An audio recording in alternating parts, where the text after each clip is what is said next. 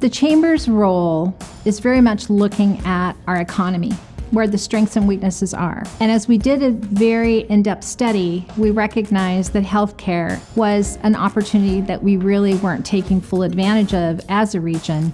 There are going to be 20,000 jobs in the next 10 years. So how do we bring together K through 12, higher ed, community college, along with our healthcare leaders? What can we do to grow that pipeline? So we created this conference, Pipeline to Progress, where we could bring together these leaders to really make a difference, collaborate, work together, and innovate into new programs to help our economy and our workforce. Southern Oregon has always been fortunate to have the Ashland Chamber of Commerce, who is a convener in important dialogues that generate solutions for big problems within our region. And so with the Chamber sparking this conversation, it brought out the leaders from healthcare organizations, leaders from higher education, our colleges, our technical universities, and those leaders are the next phase of this dialogue and sparking to action. The key really is how are healthcare leaders and organizations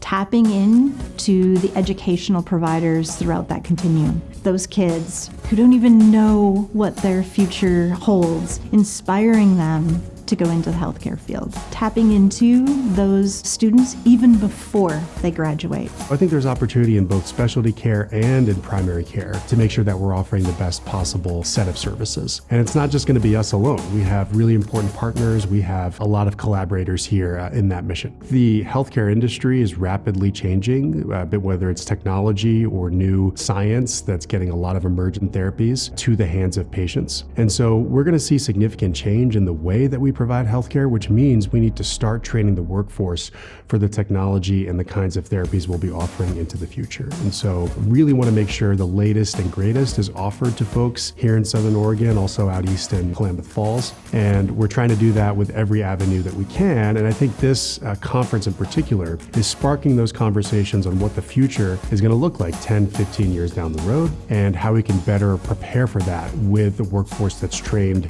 and ready to do it. And one of the ways that we see ourselves as helping to fill some of those healthcare gaps is by providing support for students in a way that reduces barriers to access to these healthcare careers.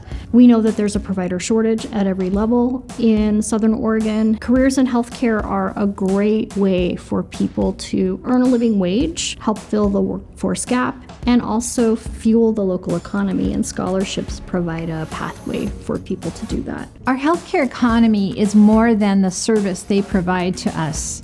And that's what our goal is to expand those options for people to be employed in this sector. I'm so inspired. We know that it's collaboration that is going to be the solution. And today was the start of that collaboration. Relationships are being built and networks are being formed as of today that I'm confident will spark some of the next closing of gaps in that healthcare pipeline.